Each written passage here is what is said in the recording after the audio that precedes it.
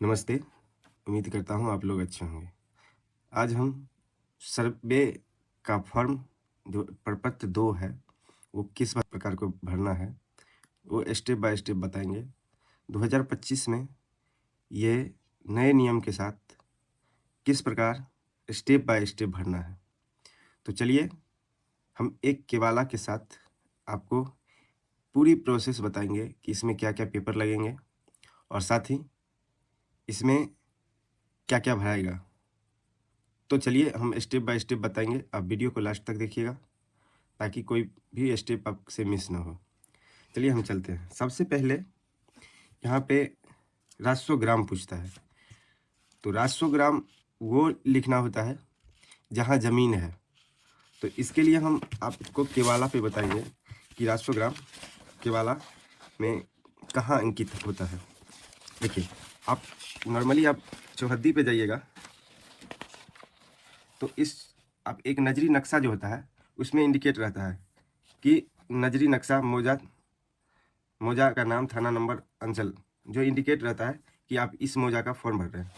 दूसरा, अब खाता खिसरा का भी डिटेल के हिसाब से आप देख सकते हैं।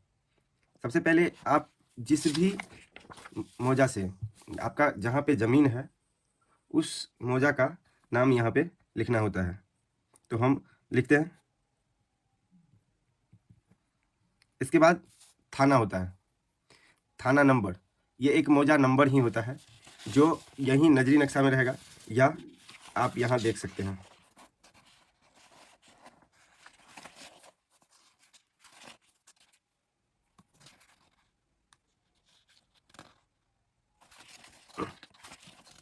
इसमें आप देख सकते हैं थाना नंबर भी लिखा हुआ है। तो आप इसमें इस हिसाब से थाना नंबर भर दीजिए। देखिए, आपका ज़मीन जहाँ पे है, उस मौजा का जो संख्या है, उस संख्या को लिख दीजिए। इसके बाद यहाँ हल्का नंबर और हल्का नाम पूछता है। तो हल्का नंबर, हल्का आपका पंचायत हुआ, उस ज़मीन का पंचायत जहाँ वो जो पंचायत है, तो ये वो लिखना होता है।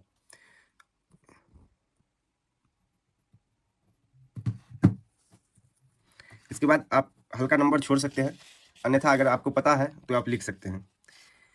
पुलिस थाना, जो हाल में पुलिस थाना जो भी रहेगा, आपका जो थाना है, ज़मीन के हिसाब से ये भरना होता है। आपका प्रॉपर्टी जहाँ है, जैसे अगर हम ये पटना में ज़मीन लिए हुए हैं और हम दरभंगा से हैं, तो यहाँ पटना का हर एक चीज़ भराएगा। पटना का, ये पहले पटना का जो भी मौजा होगा, इसके बाद आपका थाना नंबर, हल्का या पुलिस स्टेशन, उस हिसाब से भराएगा। इसके बाद यहाँ पे अंचल भरना है, तो आप अंचल भर दीजिएगा, जो भी आपके आधार से होगा उसको भरिएगा। इसके बाद ज़िला भरना है। तो हम फिलहाल एक एग्जाम्पल के तौर पे इस फॉर्म को फिलअप करके दिखाते हैं। आप अपने आधार से स्टेप बाय स्टेप इसको भरिएगा। अगर कोई भी परेशानी होगी तो आप कमेंट कर सकते हैं। कमेंट के माध्यम से इसमें पूरी जानकारी दी जाएगी, और अगर जो भी परेशानी होगी उसे आप तक सॉल्व किया जाएगा। इसमें देखिए, इसमें लिखा है रैयत का नाम एवं पिता का नाम। तो रैयत का नाम, इसमें नाम लिखेंगे और साथ ही इनके पिता का नाम लिखेंगे।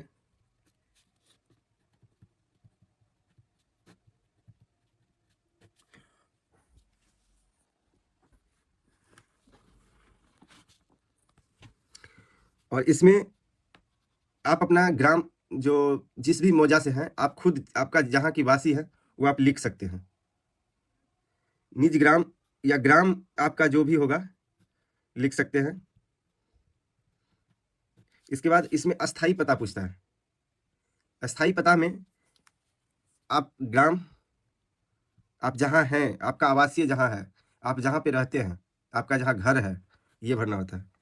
तो इसमें आवासीय ग्राम भरेंगे। इसके बाद पंचायत या मौजा भी भर सकते हैं, मौजा। इसके बाद थाना,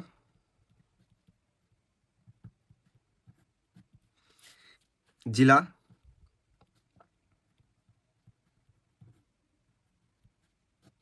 जिला भरने के बाद आप पिन कोड डाल सकते हैं। आप पिन कोड, इसके बाद इसमें खाता नंबर मांगता है।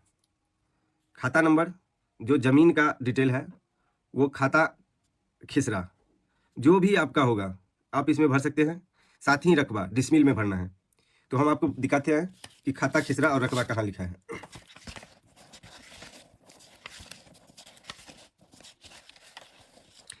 देखिए इसमें खाता और खिसरा लिखा हुआ है।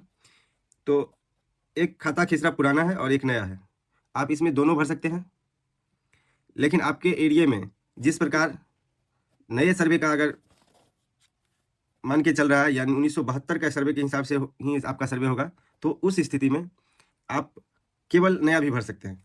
हम फिलहाल दोनों भर देते हैं ताकि इसमें कन्फ्यूजन नहीं रहेगा। इसमें पुराना लिख दिए और पुराना खिसरा भी यहाँ पे चढ़ा दिए। यही नया खाता कितना बना,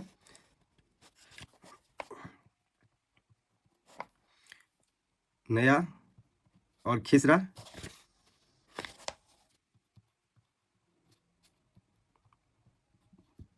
आप इसमें एक ही खाता खिसरा भी भर सकते हैं। अगर नया भरते हैं तो पुराना कोई ऐसा ज़रूरी नहीं है, लेकिन पुराना के साथ नया भरना ज़रूरी है। अब नया भरना ही है। अगर पुराना नंबर है तो उस स्थिति में कहीं बिहार सरकार हो गया है या कि मिस्टेक में 1972 वाले सर्वे में गलतियां हैं, तो आप पुराना नया दोनों नंबर दीजिए। इसके बाद डिसमिल आपका यही रहता है कि आप कितना ज़मीन लिए हैं, तो ये भी आप देख सकते हैं। ये डिसमिल है।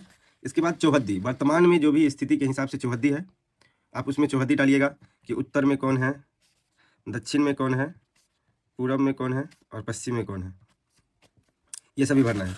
तो फिलहाल यहाँ पे भी लिखा हुआ है, केवाला में भी लिखा हुआ है, आप देख सकते हैं। और केवाला के हिसाब से आप नहीं चलिएगा, आपके समय में उस अभी वर्तमान में जो भी आपके चौहद्दीदार हैं उस हिसाब से लिखिएगा, क्योंकि ज़मीन का खरीद बिक्री होते रहता है। और ज़मीन का खरीद बिक्री होने के बाद ये परेशानी होता है कि कोई दूसरा ले लेते हैं और चौहद्दी में फिलहाल पुराने का नाम ही डला रहता है। तो उस स्थिति में हम नए वाले का नाम लिख देंगे, लेकिन फिलहाल हम इनका चौहद्दी नहीं चेंज है तो हम इन्हें चौहद्दी को लिख देते हैं।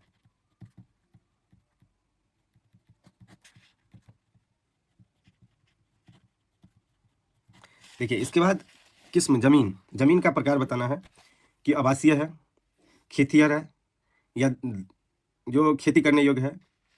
तो ऐसे किस्म वो आपके हिसाब से आप भर दीजिएगा कि ये खेत का है तो खेत लिख सकते हैं, धनहर 2 लिख सकते हैं। अगर आवासीय होगा तो यहाँ पे आवासीय भर दीजिएगा, जहाँ घर बनाए हैं या घर बना है या घर बनने योग्य है वहाँ पे, तो उस हिसाब से आप भर दीजिएगा। इसके बाद लगान आप इसे छोड़ भी सकते हैं या रसीद से डिटेल निकाल के डाल भी सकते हैं। इसके बाद यहाँ जमाबंदी होता है। तो जमाबंदी आपका एक पूर्व का जमाबंदी होगा तो छोटा डिजिट में होगा, और अभी का वर्तमान जो होगा कंप्यूटराइज जमाबंदी, तो उसमें आपको बड़ा जमाबंदी होगा। तो फिलहाल और एक समस्या और कन्फ्यूजन रहता है कि अगर जमाबंदी इस प्रकार है तो आप यहाँ जमाबंदी नंबर लिखेंगे। अगर कंप्यूटराइज जमाबंदी नंबर है तो आप कंप्यूटरीकृत लिख करके जमाबंदी नंबर जो बड़ा डिजिट में रहता है इसमें आप भर सकते हैं।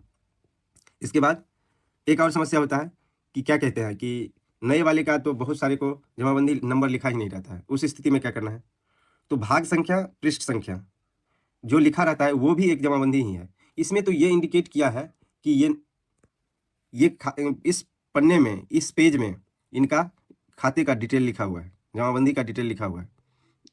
तो इसके बाद यहाँ पे भूमि पर दावा करने का आधार, किस प्रकार आप इस भूमि को दावा कर रहे हैं। अगर केवाला है तो आप देख रहे हैं कि केवाला है तो हम यहाँ केवाला लिखेंगे, अन्यथा आप खतियान लिख सकते हैं। आपके खतियान की ज़मीन रहेगी तो आप खतियान लिख सकते हैं। अभियुक्ति में आप वो चीज़ डालना होता है, अगर यहाँ पे कोई परेशानी है, ज़मीन पुराना में ज़्यादा था नए में कम हो गया, या नए में ज़्यादा है पुराने में कम था, या इस ज़मीन पे कोई केस चल रहा है, जो आपने अभियुक्ति में ये लिखना है।